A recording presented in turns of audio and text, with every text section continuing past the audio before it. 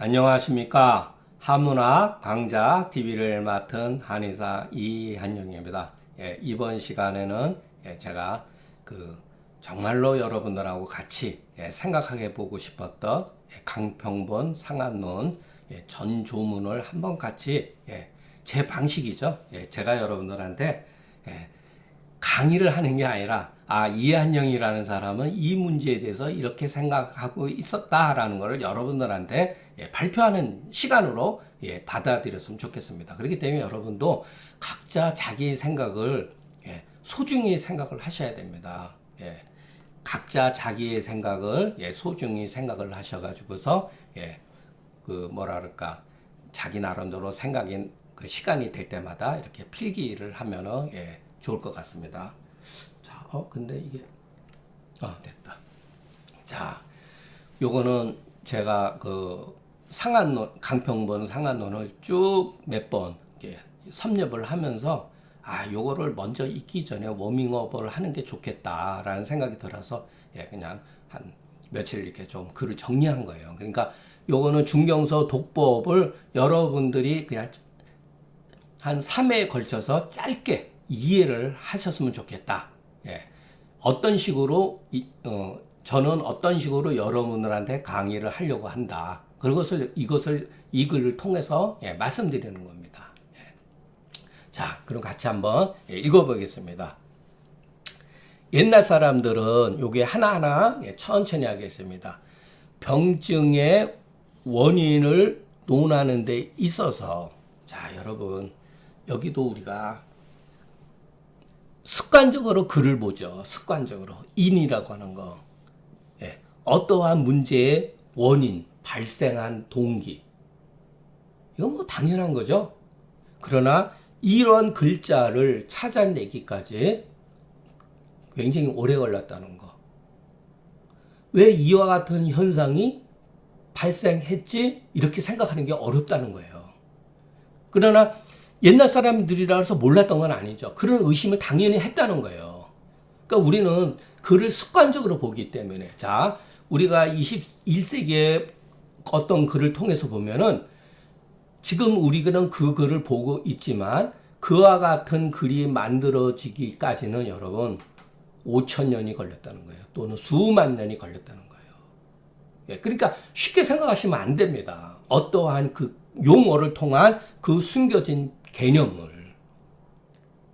그러니까 이런 식의 글이라고 하는 거 여기다가 인자 하나를 옛날 사람이 병증을 논하는 데가 아니라 병증의 원인을 논하는 데 있어서 이런 소리예요. 논하는데 이런 소리예요. 여기서 제가 말하는 고라고 하는 건 또 뭐냐 이거죠. 엄밀히 말하면 중국에서 보통 고라고 하는 거는 그 맹자 시대를 말하는 거예요. 그러니까 선진 시대, 진시황 이전의 시대를 말하는 거예요. 선진 시대라고. 선진 시대까지는 고문이라고 그래요. 고서라고 그러고. 이 고라고 하는 것도 그 한나라 때에 서전 나타났을 때 그 금문상서, 고문상서가 있잖아요. 그래서 고문이라는 말은 최초에 쓰여진 것은 상서, 그러니까 한나라 때 중기에 고문상서가 나타나서 어떠한 상서가 나타났는데 그 상서를 고문상서라고 표기했을 때 쓰여진 말이에요, 여러분. 엄밀하게 말하면은. 우리가 어떤 문자 속에 감추어져 있는 것을 우리가 현대에서 어떠한 그 이 글을 읽는데 우리는 바로 이것을 즉각적으로 읽게 되죠. 그러나 이런 글이 나오는 데 있어서 수천 년의 시간과 많은 사람들의 생각 속에서 이루어진 글이라는 것을 이해를 하셔야 돼요. 자, 불과 6가지, 이거다. 육제, 유금, 육사다. 여기는 진나라, 진나라 임금이 그 제후자, 몸져 누웠는데 그때 당시 명의가 훌륭한 의사가 한 말입니다.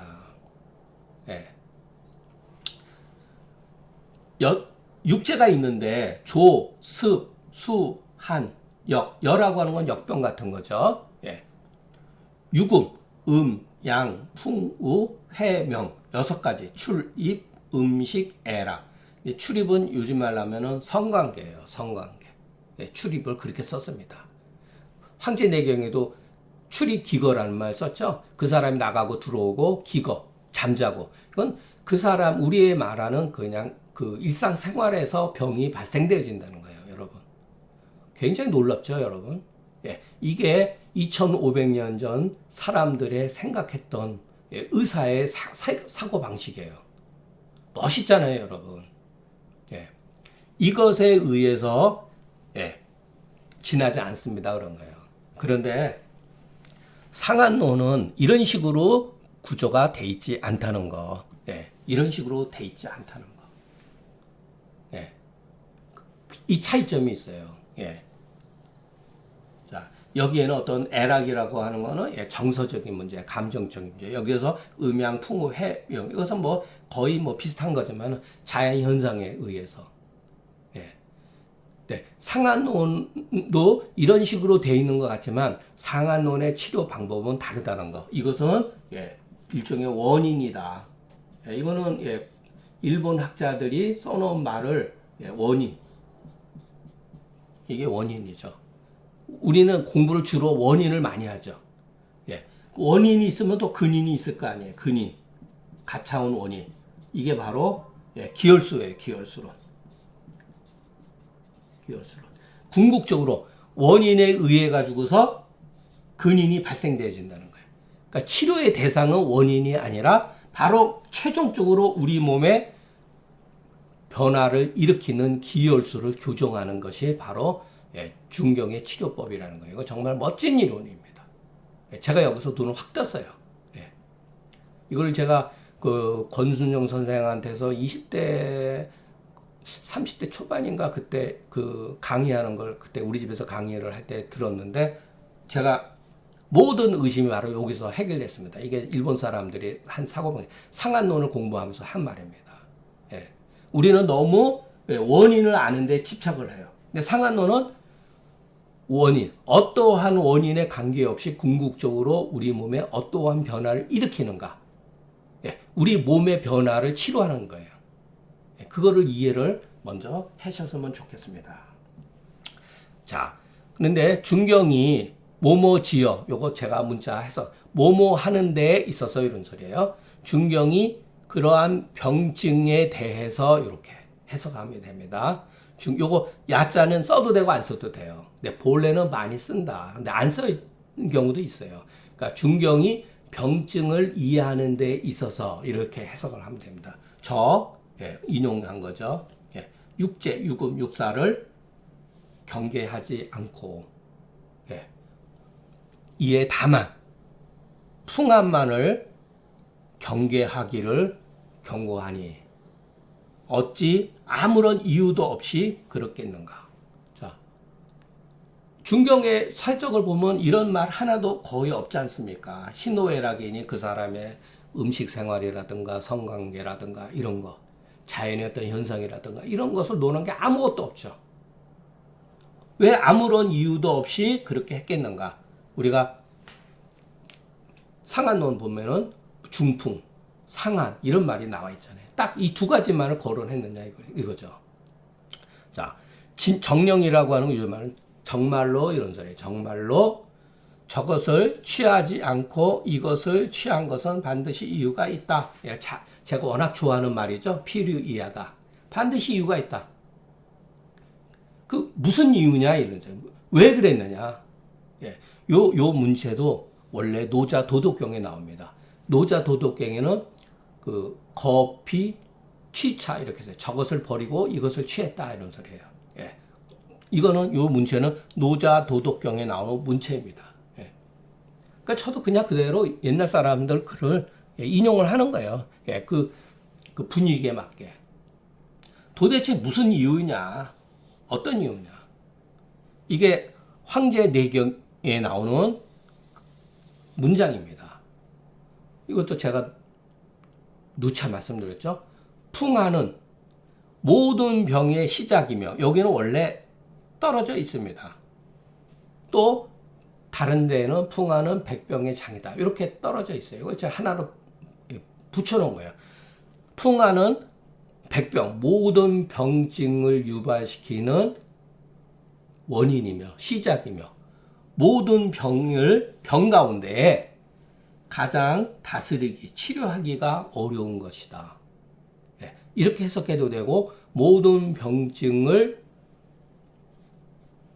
악화시키는 것이다. 이렇게 해석해도 됩니다. 그러니까 모든 병의 시작이며 모든 병의 종착역이다. 이렇게 해석을 해도 됩니다. 멋있는 말이죠, 여러분. 굉장히 멋있는 말입니다. 자, 그러면 여러분 또 하나 제가 황제내경이 어느 시대의 글이냐 모릅니다. 최종적으로 여러분 영추 같은 경우는 당나라 때 왕빙에 의해 가지고서 왕빙에 의해서 나타난 글이라고 하지 않습니까? 모릅니다, 사실은. 한나라 때도 분명히 황제내경이라는 글이 있었는데 그때 이미 글이 거의 다 소실이 되어 있었고 거기에 보면은 나오죠. 그 누구죠? 유흠이라고 하는 그때 당시 요즘 말하면 문교부 어떤 뭐 제일 높은 수장에 해당되는 사람인데 고문서를 전부 다 관리하고 전부 다 전국 시대에서부터 내려온 책들을 전부 다 보관해 가지고 다 교정했었던 역사적으로 처음 실시했었습니다. 그때 이미 책의 제목만 남아 있었고 책의 내용은 거의 유실됐다고 합니다. 그런데 1960년도인가 70년도에 중국에서 마왕태 묘에서 이 내경에 관한 글들이 이 침구학에 관한 글들이 나와 있어요. 그걸 가지고 연구를 하는 거죠.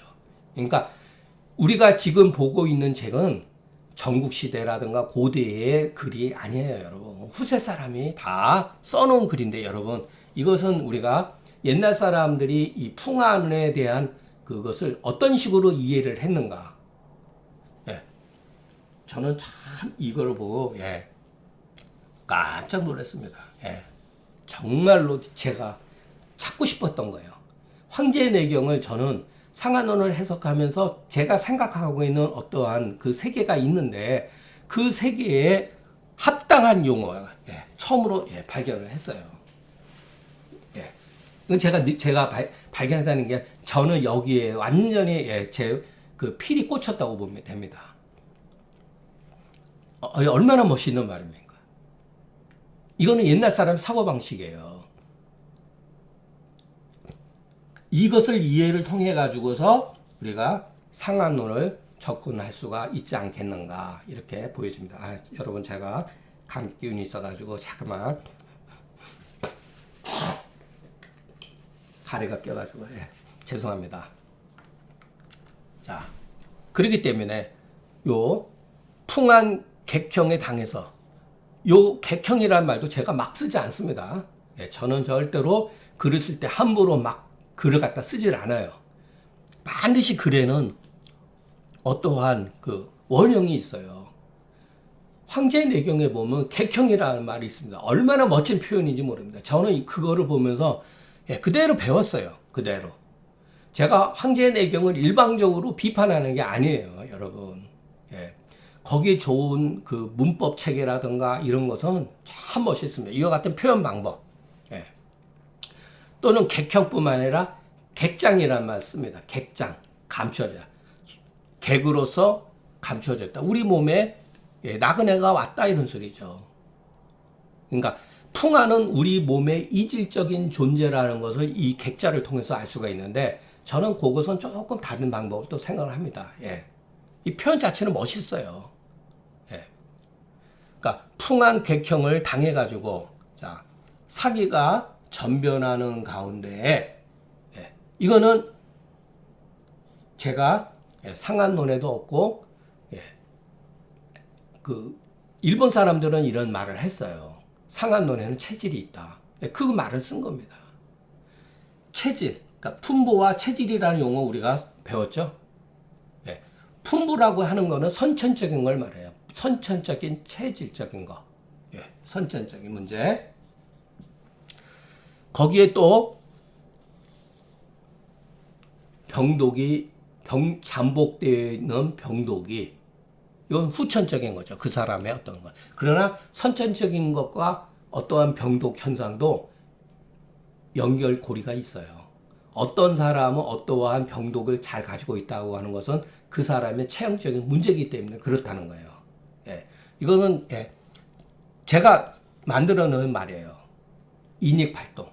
이 문제들이 이 사기가 우리가 외감에 노출되어 가지고 사기가 전변할 때 우리가 가지고 있는 그 사람의 각자의 체질적인 문제와 그 사람의 가지고 있는 잠복된 병독이 이것으로 인해 가지고서 이것이 뭐죠? 사기죠. 사기로 인해서 더욱더 드러난다 이 소리예요. 발동해서 반응하게 되니 이것이 견증이다.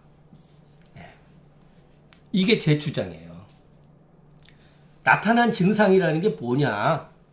외감에 의해서 나타난 증상이 단순히 외감이 아니라 그 사람이 가지고 있는 체질적인 문제와 잠복되어진 병독, 그러니까 기혈수가 어느 쪽으로 편중이 되어 있다고 하는 그 문제가 더 확실하게 드러난다는 거예요.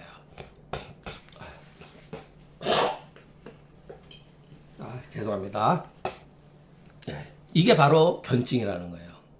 이거는 제가 정의한 견증이에요. 나타난 증상. 이게 뭐냐? 자, 이게 왜 중요하냐? 자, 여러분 잊어버리시면 안 됩니다. 견증이 뭐냐? 그 견증에 대해서 우기 견증야에 이럴 때는 우자 대신 어자를 써도 돼요. 어기 견증야인데 보통 이렇게 써도 되고 심지어는 안 써도 됩니다. 그 견증야에. 또는 야자도 안 써도 돼요. 그 견증에. 이렇게 써도 돼요. 근데 토를 이렇게 달아야 된다는 거. 그거는 자기 문맥상에 따라서 자기가 그렇게 하면 됩니다. 다만 이제 문법적으로 여러분들한테 오해를 피하기 위해서 이렇게 문법적으로 이렇게 갖추는 거예요. 형식을. 자, 그러면 우리들은 그 견증에 대해서 현재에 보여지는 증상에 대해서 체질과 병독이 미상물 그 가운데 있다. 이 견증에 체질이라든가 그 사람의 병독의 성향이 있다는 거예요. 그렇기 때문에 중경은 어떤 사람이냐? 이거는 제 생각이에요. 이것도 제 해석입니다. 중경은 직술, 단지, 오직 이런 소리예요. 현재의 증상, 나타난 증상만을 기술했다. 이거 참, 이거 하면 안 되는데. 그러니, 어찌 사이라고 하는 건 자기 개인적인 생각, 장준경의 생각이 있을 거 아니에요. 그죠? 자기의 생각을 여기에 더하겠는가. 하지 않았다는 거. 이건 제 생각입니다. 그러면은, 이 여기는 뭐죠? 이게 바로 견증이죠. 근데 중경은 그냥 나타난 증상을 그대로 기술한 거예요. 그 이외의 것은 후세 사람들이 주석이라고 하는 것을 통해 가지고 붙여놓은 거예요. 이게 기릭동동의 생각이고 제 생각입니다. 자, 그렇기 때문에 관기병이 지기인하고 관기인이 지기병이다. 이것도 여러분 논어에 이런 문체가 나옵니다. 논어에 보면은 공자 제자가 자한가 그랬어요. 관기의 악이, 관기덕이 지기악하며 그 덕을 보며 그 음악을 알고 그 사람의 음악을 알고 그 사람의 음악을 알며 그 사람의 정치를 안다. 이런 말이 있어요. 그대로 쓴 거예요. 패러디해서 쓴 겁니다. 자, 우리는 그 사람의 병증을 보고서 그 사람이 어떤 사람이라는 걸 안다는 거예요. 이게 뭐죠? 체질이죠. 그 사람의 체질과 어떤 병독을 알면 그 사람이 현재 나타난 증상을 알 수가 있다는 거예요. 그렇기 때문에 자, 이 말도 제가 그 황한의학의 그 굉장히 그 초기의 고방가의 그 제가 이름을 모르는데 이 말을 했습니다. 제가 여기에 상한론을 공부하면서 꿈에 그리던 그 말을 찾아낸 거예요. 제 눈에 들어온 거예요. 상한 가운데 만병이 있고 만병 가운데 상한이 있다. 제가 처음에 상한론도 공부하고 경학전설 공부하는데 경학전설 공부하다 보니까 이게 뭔가가 번잡해요. 마음에 안 들어요. 제 마음 속에. 예. 그러니까 제 의식 속에서는 경학전설하는 책이 호번한데 마음에 안 듭니다. 뭔가가 제 마음 속에 이렇게 확 이렇게 끌고 갈 수 있는 그런 용어가 없어요. 그래가지고 권순정 선생을 통해 가지고서 황한의학을 졸업하던 때에 제가 처음 봤는데 거기에 이 말이 딱 나왔더라고요. 제가 얼마나 충격을 받았는지 모릅니다. 예. 이거 제가 찾던 말이에요. 어떻게 보면은 제가 지금까지 한 말을 이렇게 압축시켜서 한 거예요. 상한 가운데 만병이 있고 만병 가운데 상한이 있다. 이거를 제 방식으로 이렇게 풀이한 겁니다. 이렇게. 예. 이렇게 말을 하면은 모르잖아요. 툭 던져놓은 거야. 툭 던져놨잖아요. 왜 상한 가운데 만병이 있느냐? 왜? 그 현재의 증상으로 외감을 통해 가지고서 촉진이 된다는 거예요. 바깥으로 드러난다는 거예요. 예. 그래서 품부 체질이라든가 상한론을 보면은 이런 것들이 표현은 안 돼 있지만은 나와 있습니다. 예. 자, 만약 상한으로 여기고 A 요 자자가 있을 땐 A는 A다. 잡병은 잡병이다. 이런 거죠. 자, 여러분 경학전서, 동의보감, 의학기문을 보면 어떻게 되죠? 상한론 파트가 따로 있죠. 그게 바로 이와 같은 구조로 되어 있는 거예요, 여러분. 자, 의학기문을 보면은요, 상한론 안 봅니다. 예, 배웠으니까. 오로지 잡병편만 봐요. 그게 잘못된 겁니다, 그게. 편제하는 데에 문제점이 발생이 된 거예요. 뭘 이해는 해요. 저도 이해는 합니다. 그것도 하나의 분류학의 방식이에요. 그러나 그런 것들이 공부하는 사람한테 오해의 소지를 이와 같은 것들, 상한은 상한이고 잡병은 잡병이라고 하는 이런 문제로 각인을 시킨다는 거예요. 각인을. 그릇된 편견을 조장한다는 거예요. 책이. 여러분 동의보감 하면 상한론 파트 안 봅니다. 어떤 사람 나 학교 다닐 때 상한론 배웠어. 퉁칩니다. 그리고 오로지 잡병만 공부하죠. 우리 의식은 그렇게 되어 있다는 거예요, 여러분. 그러니까 우리가 원하든 원하지 않든지 간에 우리 의식에는 이와 같이 아주 너무나 지나칠 정도로 이원론적 사고방식으로 길들여져 있다는 거예요, 여러분. 이거를 깨야 된다는 거. 깨트려야 된다는 거. 자, 마침내 중경설을 오로지 상한론으로서 여기고 근계요약으로서는 잡병편으로 여겼다. 이거 나오죠. 상한론 그 서문에도 나오죠. 상한잡병론 저거 해가지고 우리가 보통 말하는 상한론은 중경설은 상한이고 근계요약은 잡병이다. 이렇게 이원적으로 하고 있죠. 이런 것들이 왜 문제가 되냐면은 잠재의식으로 여러분 처방에 대한 편견을 가지게 된다는 겁니다. 그렇기 때문에 죽을 때까지 마항탕 한번 제대로 못 써봐요. 마항탕 하면은 비웃죠. 제가 그랬습니다. 이런 글들은 전부 다 제 경험이에요. 제가 경험을 했기 때문에 글로 표현한 겁니다. 이게 왜 위험하다. 경학전설을 보는데 어떤 문제가 위험하다. 동의보감은 어떤 문제가 위험하다. 의학인문도 마찬가지다. 왜? 이렇게 구분을 했기 때문에. 이것은 비단, 뭐뭐뿐만 아니라 비유 이렇게 똑같이 써도 됩니다.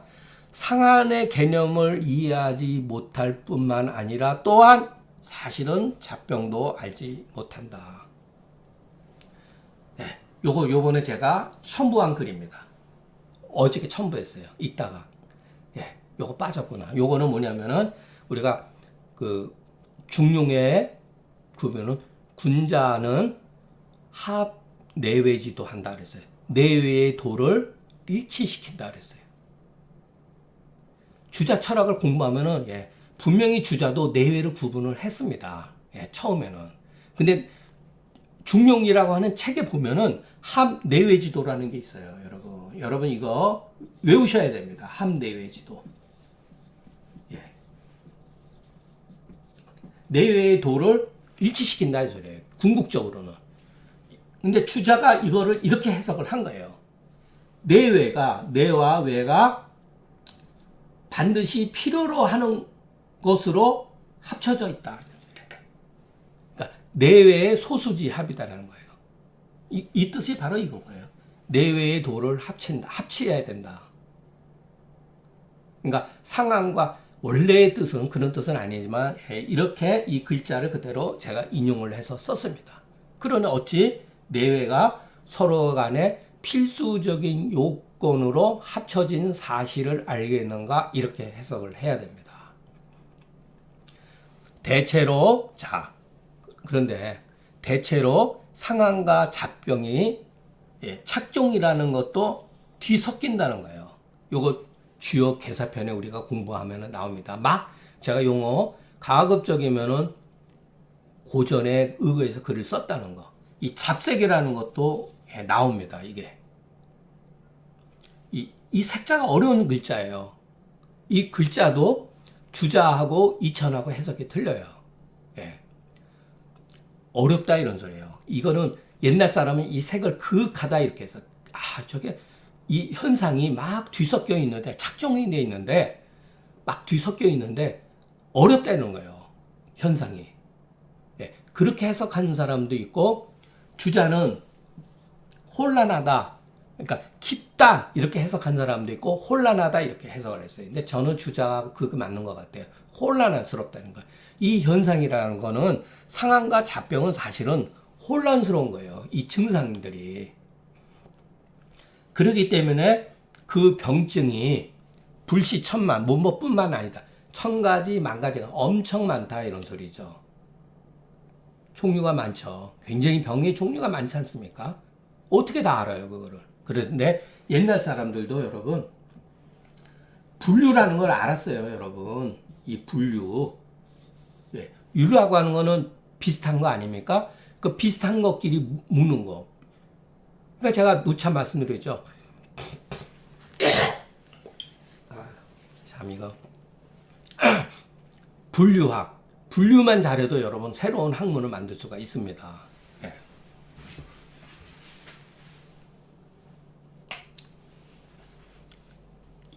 분류가 필요성을 느끼지 않나요? 예.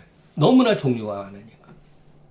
그렇기 때문에 만약 이 제기호라는 거, 한태지가 쓴 말이죠. 예. 제가 너무 좋아해가지고 중경소도법 처음 시작하자마자 반드시 기사자는 필제기호라고 그랬어요. 한태지가 사건을 기록하는데 반드시 그 요체를 제기를 해야 된다. 들어야 된다.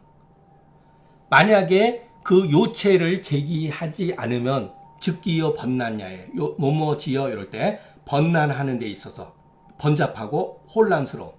요거를 말하는 거죠. 능히 그 변화를 통해 가지고서 넘어설 수 있는 사람 드물다. 자, 여러분 요가 뭐죠? 이게 바로 오행입니다. 오행이라고 하는 건 뭐냐면은 목이라고 하는 것을 기준으로 해가지고서 많은 예를 들어서 우리가 음식의 맛으로 통하죠. 그러니까 산고, 감신, 함이라고 한 5가지 오미가 있지 않습니까? 맛이 왜 5가지 맛이 뿐이겠습니까? 색깔이 어떻게 청적, 황백, 흑 5가지 뿐이겠습니까? 수도 없죠. 그것을 5가지 종류로서 만들어 놓은 거예요. 이게 다 분류학에서 여러분 이해를 하셔야 돼요. 오행이라고 하는 거. 제가 한 말은 회남자 책에 다 나와 있습니다. 오히려 그래서 제가 황제의 내경보다는 회남자의 어떤 부분 책을 읽어야 된다는 게 바로 이런 거예요. 예, 오행에 대한 정의가 명확하게 나와 있어요. 분류가. 왜 분류했는가? 자, 여러분, 저는 이런 생각을 가지고 있어요. 인간은, 여러분 생각을 해보세요. 수만 년 전의 인간, 원시시대의 인간, 5천년 전도 마찬가지죠. 그 인간들이 이 어떠한 자연의 현상을 봤을 때 어떻게, 그 감정이 어땠겠습니까? 예. 이 번잡하고 혼란스러운 이 현상에 대해서. 근데 분류를 했다는 거예요. 예. 저는 그 인간이 분류한 이면에는 공포가 있다고 봅니다. 예. 공포감. 현상에 대한 공포감. 이 공포를 극복하기 위해서 인간은 분류를 하지 않았을까 이런 생각을 듭니다. 자, 우리가 한의학을 공부할 때 왜 공포감을 느끼죠? 너무나 방대하니까 예, 책들도 많고 저거 다 어떻게 읽지? 예, 읽을 필요 없습니다. 예, 그 속에는 우리가 공포가 있어요. 공포감이. 그 뭐 공포감을 어떻게 해석하죠? 희소시키려고 하죠. 분류를 통해 가지고 개념으로서 이 공포를 이겨낸다. 이거는 제 생각이에요, 여러분. 왜? 제가 겪었으니까. 이건 제 경험입니다. 그래서 인간은 개념 논리를 찾아요. 개념 논리. 오해, 사상, 이렇게 딱 정해진 틀. 육경 변증. 이 각도에서 여러분, 먼저 구조가 그렇게 왜 인간은 구조를 만드는가? 분류를 하는가? 현상이 복잡했기 때문에 그래요. 현상이 복잡했는데. 그런데 가만히 보니까, 정신 차리고 가만히 보니까 이 현상은 끼리끼리 모인다는 걸 알게 된 거예요. 예, 그게 바로 분류예요. 예, 그건 멋있는 거죠. 예. 현대는 현대의 분류를 필요로 하죠. 소화기병, 예를 들어서 기관지병, 그러니까 호흡기병 이런 식으로 하잖아요. 이것도 분류잖아요, 여러분. 예, 비뇨기과, 이비인후과. 예, 어떻게 보면 단순한 것 같아도 그렇게 분류를 해버리잖아요. 왜? 뒤섞여져 있으니까. 이렇게 해야지만 양방은 이 문제에 대해서 우리보다 더 확실하고 철저한 학문이다 이렇게 보면 돼요. 개념 논리가. 근데 저는 그게 문제가 있다고 보는 사람이에요. 그것도. 예. 그거는 현대 철학에서도 마찬가지입니다. 이 개념 논리가 처음에는 좋아요. 그러니까 불교에서도 반야신경도 나오잖아요. 아제, 바라아제, 바라승아제. 예. 하나의 뗏목은 도구일 뿐이에요. 도구가 뭐죠? 이 개념입니다. 개념. 내가 어떤 문제를 이해를 하는 데에 발판이에요. 근데 정말로 그것을 이해하게 되면 이 개념은 깨져야 된다는 거예요. 제 주장은. 예. 처음에는 여러분 이런 것들이 좋아요, 여러분. 예. 공부하는 데 좋습니다. 사상의학이 왜 우리 한의사들 가운데 25%에 해당되는 사람들이 왜 사상의학에 빠집니까? 하다 안 되니까 사상은 간단 명료하거든요. 명확하게 개념을 잡아준단 말이에요. 이게 상한론이 가지고 있는 장점이죠. 예. 자, 이거는 통치 철학과도 같습니다. 자, 그렇다면은 어떻게 해야지 유조의 불문호와 이거 유명한 말입니다. 우리가 서점에 가면은 예, 배워요. 조목을 갖추되 그 조목이 문란하지 않는가. 의심이 되죠. 망거 목장. 예, 유명한 얘기입니다. 이거. 한번 공부하면 거의 이런 거, 소화기도 나와요. 망거증 목장이다. 그물을 들을 때, 그물의 중요한 그 코를 들으면은 세세한 조그만한 세목들이 다 펼쳐진다는 거예요. 예. 그러니까 현상의 어지러운 가운데 뒤섞여 있는 가운데에 망거 목장이 뭐죠? 우리 상한론을 보면은 그게 바로 육경 변증이에요. 육경이라고 하는 큰 경을 들어버리면은 수많은 병증이 다 따라 올라온다는 거예요. 예.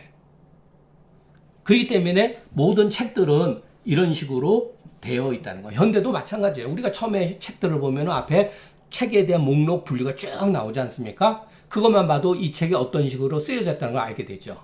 바로 그게 망거 목장이라는 거예요. 예. 이게 통치 이념이기도 합니다. 정치에 있어서 통치 이념. 그렇기 때문에 자, 천병만증 수많은 병증이 알고 보면은 삼양 삼운병으로 이렇게 동사 분류한 유로서 묶은 연후의 시종조리. 우리가 배웠죠? 맹자에 나오죠. 맹자에서 시조리 종조리자. 그것은 성인의 덕이다. 성인의 음악이다 그랬잖아요. 조리란 말 지금도 쓰죠. 아, 저 글은 참 조리가 있어. 저것은 아주 이치적으로 합당해. 그런 쓰잖아요. 시종조리. 조리의 처음과 조리의 마침법. 그러니까 뭐냐면은 태양병에서부터 거름병. 그게 바로 시종조리죠. 그 시종조리가 질질구비. 아주 질서정연하게 구비되어서 누구나 다 가득이라고 해석할 필요 없습니다. 이럴 때는 누구나 다 그 요령을 알 수가 있다. 육경 편제의 제목만 보고도 우리는 그 요령을 알 수가 있는 거죠. 수많은 병증이 육경 삼양 삼문병에 이렇게 그 내포되었구나라는 걸 알고 있잖아요. 이것이 바로 육경이라고 하는 의안이 수립되어진 이유이다. 이게 제 해석입니다. 옛날 사람이 그냥 아무 생각 없이 여러분 육경변증을 만들었을까요? 아닙니다. 바로 이 수천만 가지의 병을 음병과 양병으로 크게 두 개로 구별을 한 거예요. 근데 가만히 보니까 양병 가운데 삼양병이 있고 음병 가운데 삼음병이 있다는 거예요. 그런 식으로 해서 만드는 거죠. 그러니까 우리가 한번 이렇게 공부를 하는 게 제가 봤을 때는 재미있지 않을까 이런 생각이 좀 들어봅니다. 자, 그런데 이 긍정적인 면이죠. 무릇 태양, 양명, 소양, 소음, 거름은 자, 이건 제 주장이에요. 분류의 명칭에 불과하다. 분류의 명칭이다. 그렇기 때문에 오늘날 서적계 목차에 보면은 어떤 경우는 A, B, C, D, E, F로 이렇게 구분을 하기도 하고 여러분 논문 쓸 때 앞에 머리에 A, B, C, D, E, F 이렇게 쓰죠. 또 어떤 사람은 라틴어 글자를 써가지고서 이렇게 쓰기도 합니다. 이게 바로 이런 거다는 거예요. 이게 일종의 분류하는 기호라는 거예요. 자, 저 육경의 명칭이 상징적인 기호와 흡사하다. 상징적이다. 이건 제 주장입니다. 이거를 처음에 얘기한 사람은 기릭동동이죠. 기릭동동은 육경은 가명이다 그랬거든요. 가명은 가탁한 이름이다. 무엇인가를 빌려다가 쓰여진 이름이다 그러죠. 근데 왜 상징적이라는 말을 제가 썼을까? 요 말도 상징이란 말도 의미가 있고 자, 기호 또는 부호 이런 뜻이 또 의미가 있습니다. 이 경우 제강의 뜻은 우리가 보통 육경변적 제일 첫 글에 제강이 나오죠. 제강의 뜻은 그 기호가 가르치는 바의 대상에 있다. 그러니까 태양지병은 맥부 두환강통이 한강, 그 바로 맥부 두환강통이 오한 거기에 있다는 거예요. 그 의미는 그 기호에 있지 않다 이 소리예요. 태양이라는 데에 있는 게 아니라 거기에 나타나는 그 증상의 증후군에 있다는 거예요. 그러니까 이와 같은 증상을 태양병이라고 한다 이렇게 해석을 해야지 제강의 의도에 합당하다 이런 거예요. 조금이라도 잘못 해석하면 그게 문제가 발생이 됩니다. 우리는 그거에 대한 개념 없이 그냥 쉽게 넘어온 거예요 지금까지. 자, 기호가 된 이유는 무엇이냐 이거죠. 요 말도 여러분 기호라는 말 그 20세기 초에 스위스 그 학자 소세르가 사용한 개념입니다. 제가 나중에 글을 다 쓰고 찾아보니까 소세르에 쭉 놀랍게도 제가 생각하고 있는 것을 벌써 이미 120년 전에 다 얘기를 해놨더라고요. 예. 이게 이 소세르의 그 기호학, 예, 여러분 꼭 한번 검해서 읽어보시기 바랍니다. 물론 이 소세르의 이론이 다 맞는 건 아니에요. 그러나 이와 같은 생각을 했다는 건 정말로 굉장한 놀라운 거예요. 예. 그러니까 현대 철학이 되던 과거의 어떤 그러한 그 사고방식이 있던 간에 항상 우리 의식과 연계되어 있다는 거. 우리가 몰랐을 뿐이지. 그것을 이렇게 헤집어 보니까 그와 같은 현상 속에서 우리가 살고 있다는 거예요. 예. 소세르에 보면은 기의, 기표라는 말을 쓰고 했는데, 뭐 제가 여기서 그런 것을 뭐 강의할 정도로는 안 됩니다. 예. 자, 다시 한번. 기호가 될 수 있는 것은 뭐냐 하면은 상징성 때문이며 모호성 때문이다. 제가 말한 건 모호성이에요. 모호함. 근데 소세르도 이런 말을 했더라고요. 모호하다. 기호의 특징은 모호하다 이런 소리예요. 자, 모호하지 않으면은 상징이 될 수 없고 상징이 아니라면 기호가 될 수 없다. 예, 이건 뭐 제가 말장난한 거예요. 자, 기호가 아니면 능히 수많은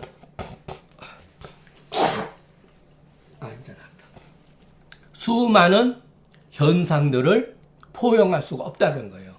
상징성이고 기호만이. 자, 여러분 예를 들어서 요거 하나 보죠. 요거는 이 차트에 일종의 펜이잖아요. 이 펜의 이름이 있을 거 아니에요? 이 펜의 이름은 이 펜에 한해서만 규정되어 있잖아요. 이름이. 자, 요 앞에 제 물컵이 있는데 이 펜은 물컵을 지시할 수가 없잖아요. 그런데 어떠한 상징적인 용어는 이 펜과 이 물을 내포할 수가 있다는 거예요. 그러니까 구체적인 개념은, 그러니까 구체적인 이름은 모든 현상을 내포할 수가 없다. 예. 그렇게 받아들이면 좋겠습니다. 예. 그러나 그 가르치는 바의 대상과 그 기호는 예를 들어서 태양지병, 맥부, 두항, 강통이 오한했을 때 기호는 뭐죠? 태양이죠. 대상은 뭐죠? 맥부, 두항, 강통이 오한이죠. 이것은 이 연결고리가 다만 한 사람의 견해로 인해 가지고서 묶여진 거다. 이게 보니까 소세르가 쓴 말이에요. 이게 개인적인 주관성을 가지고 있다는 거예요, 여러분. 그렇기 때문에 주관적인 것은 여러분 얼마든지 비판의 대상이 될 수가 있다는 게 제 생각입니다. 예. 중경이 그렇게 했다고 그러면 저는 중경에 그건 잘못된 표현이다. 이렇게 말하는 거예요, 지금. 예. 그와 같은 연결고리는 개인적인 문제라는 거예요. 개인적인 문제. 예. 이게 바로 사라는 거예요. 그러면 이 공은 뭐냐? 예. 공은 뭐냐? 이 의심을 한번 우리가 해보죠. 자, 저는 이걸 어떻게 태양이 병이 되면 이렇게 해석하면 절대로 안 됩니다. 이거는 제 주장이에요. 태양이 병이 되면 그러면 어떻게 되죠? 태양이 어떤 물질이 돼야 되잖아요. 상징성이 안 되잖아요. 그러니까 해석이 안 되는 거예요. 그러니까 태양이라고 어떠한 조직에 병이 들게 되면 이와 같은 현상이 나타난다. 이렇게 기존적으로 우리는 해석을 해왔다는 거예요. 그게 문제가 된다는 거예요, 여러분. 여기서 말하는 태양은 이름이에요. 그냥 가명이에요. 경락의 이름을 빌려다가 쓴 가명인 거예요. 그걸 가탁지명이라고 하는 거예요. 자, 그럼 어떻게 해석을 해요? 태양이라는 병은 이렇게 해석해요. 태양의 병이 되는 것은 이렇게 해석할 수도 있습니다. 최인수 선생님도 그렇게 해석을 했어요. 비교적 잘했습니다. 그런데 조문 해석에 들어가가지고는 경락학설을 막 갖다가 태양 경락병으로 막 해석을 했습니다. 태양 부병이라고 해석했어요. 왜 그런 일이 벌어졌느냐? 조문에 그와 같은 해석할 수 있는 근거가 있기 때문에 그런 거예요. 자, 다시 한번. 태양이라고 하는 병은 이런 자. 그러니까 맥이 부하고 두항강통이 오한하는 이와 같은 현상이 나타나면은 외감과 내상을 불문하고 태양병이라고 한다. 이렇게 해석하는 것이 제가 보는 올바른 해석이라고 보는 거예요. 조금이라도 태양이 병이 되면 이렇게 하면 안 된다는 거예요. 그러면 그 태양이 뭐냐? 그러니까 태양 경락과 태양 부병에서 찾게 되죠. 이러면 이거는 오류가 발생이 됩니다. 이거는 제가 머리글 다 끝나고 첫 번째 시간에 그 이유를 옮겨놨습니다. 이 제강에 대해서 후세 사람들은 용해라고 하는 것은 불의를 이렇게 쪼다 이런 거거든요. 이 문제에 대해서 감히 이러쿵 저러쿵 토론을 달지 않았다 이런 소리예요. 준경 선생이 했는데 감히 우리 따위가 이건 제 솔직한 심정이에요. 이것 또한 알고 보면 사안이다. 이게 바로 사안이라는 거예요. 태양이라고 하는 병은 맥부 두항강통이 오한이라고 이렇게 연결지어서 만들어 놓은 이와 같은 개념은 알고 보면 누군가의 개인적인 생각이다. 고로 오늘날 말하기를 조문에 보면 이름 나옵니다. 태양병이란 말 나오죠. 이런 말은 우리가 받아들일 수가 있어요. 왜? 태양병은 바로 이것을 말하는 거니까. 맥부위 두항강통이 오한. 태양병은 바로 이와 같은 증후를 말하는 거죠. 이런 표현은 쓸 수가 있습니다. 그런데 병이 태양에 있다. 이것도 조문에 나옵니다. 분명히. 병이 태양에 있다라고 하는 건 표현은 잘못된 거다. 아니, 병이 태양에 있다 그러면 이 병은 실제 하는 장기여야 되잖아요. 장기 또는 조직. 우리 인체 내 어떤 조직을 말하는 거죠. 병사가 우리 인체 내 어떠한 조직, 태양이라고 하는 조직에 있게 되면 이런 식으로 해석을 하잖아요. 이거는 받아들일 수가 없다는 거죠. 이건 제 생각이죠. 요 제자라고 하는 거는 잘 안 쓰는 글인데 금계율학에도 나와요. 조금이라도 이런 소리예요. 가정법이에요. 가정. 조금이라도 이 상황에 이와 같은 말에 미혹이 되면 자기도 알지 못하는 사이에 태양으로서 태양경병이나 태양부병으로 여기게 되니 해괴함이 이보다 심한 게 없다. 저는 그렇게 봅니다. 근데 놀랍게도 이것은 다 우리가 보통 지금까지 알고 있는 상한론 조문 가운데 있는 표현들이에요. 그러면 여러분이 이렇게 생각할 수가 있죠. 왜 옛날 사람들은 죄송합니다. 이거 태양인데. 태양이라고 하는 용어를 굳이 이름을 따왔는가? 그게 내경의 서를 옛날 사람들이 썼던 말을 그대로 쓴 겁니다. 자, 사상의학에서 이재마 선생은 왜 하필이면 사상이라는 명칭을 따왔을까요?